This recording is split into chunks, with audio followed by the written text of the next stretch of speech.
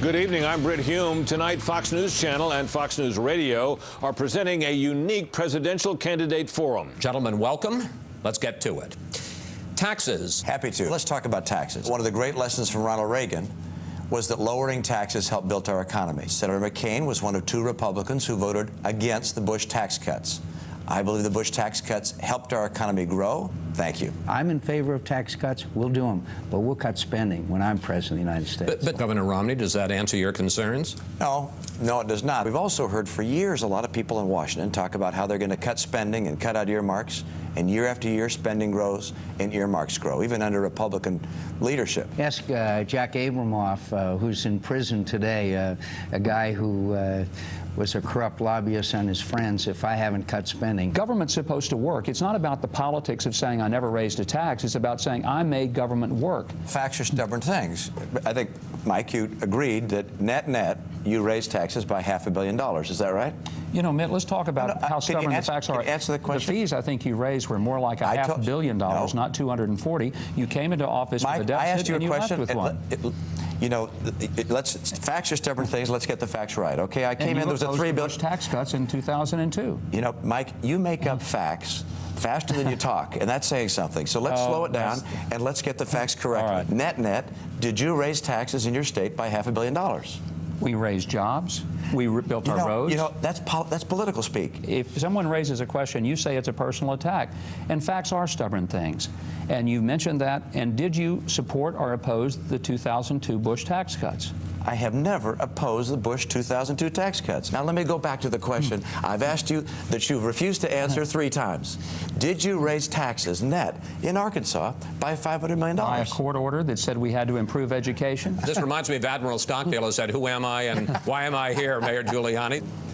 Everyone has their record to look to. We have all different pluses and minuses. But from the point of view of being a tax cutter, I had the best record of anyone in government in the 1990s in cutting taxes. I'm the only person that says we ought to have no corporate tax, no personal income tax. We ought to get rid of taxes on dividends, capital gains, and death.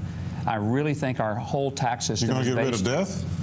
I would like to get rid of death, but I'm talking about the death tax. Okay. I'll work on death next. We're together on that. First death tax, then we'll get rid of death. In my previous profession, I dealt with getting rid of death, and now just the death tax. Didn't work very well. Sorry. But I have been an agent of change. I'm proud to have been one of those who played a key role in bringing about one of the most important changes in recent years, and that was the change in strategy from a failing strategy in Iraq. I don't know of a better change than saving American lives. And Osama bin Laden, I know how to get him, and I will get him. An argument and a position that's been raised over the decades in this country, where senators have faced governors running for president, and senators have said, look, I've been there, I know this issue, we've been at one side, down the other, and governors have stood up and said, I've got the experience, the executive leadership experience that we need in critical times. And the American people, time after time, has said, I'm going to elect a governor as president. And they've said that because they recognize that it's very difficult to determine what the major issues are going to be during a president's 8 years. New things are going to pop up. And what they're looking for is a president, not a general or an expert in a particular area, but instead a president who has judgment, wisdom, the ability to make difficult decisions. We've got problems, and it's time to have a president, in my view, and it's always time to have a president whose skill and expertise is in being an executive leader. Let me bring in Mayor Giuliani. John McCain says, talk about a backhanded compliment, that you did a great job of running New York after 9/11, but that it has very little... Okay, thank you. John, that was very nice. To him, why...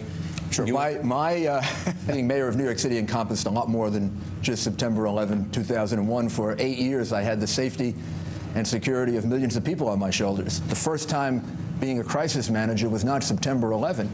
But of course, I am the only one here who actually has had to face an Islamic terrorist attack. Some of my knowledge of terrorism goes back almost to the very beginning of when it started. And when I had to take a stand for my country, I knew how to take a stand for my country. When a Saudi prince handed me a $10 million check and wanted me to use it as a criticism of American foreign policy, I handed that check back to him and told him what to do with it. I disagree with my my friend Mike here, closing down Guantanamo because people will think better of us and bring those people apparently here, and which would give them rights that they don't have there and become a part of our judicial system. I simply disagree. Well, on the Guantanamo issue, I felt we should keep it open until the court case had come down, indicating that there was no real substantive difference in whether they were in Guantanamo or Leavenworth, and I think that sort of changes the picture. The fact is, I don't care what the rest of the world thinks. I care what America thinks, and it's become a divisive issue.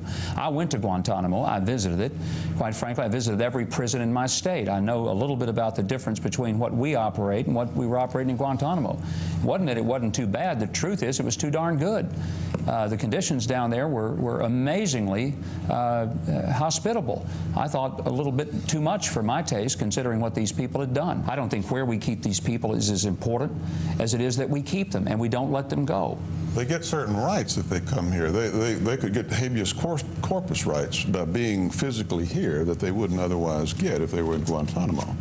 Well, the courts are in a case right now to decide whether or not that's going to be held. As they are in Guantanamo. I mean, that's the assumption. But what I'm saying is, if they're going to be the same in Leavenworth as Guantanamo, it shouldn't matter where they are geographically. That's not the situation. It would be different if they were in Guantanamo. I mean, if they were in Leavenworth. I want to move on to a subject that had a lot of sparks last night, and that is immigration. In 2005, not that long ago, I think it was 2005, Governor Romney, when told about the plan, said it was reasonable and, quote, not amnesty. We need to get beyond this. We need to sit down together and work this out.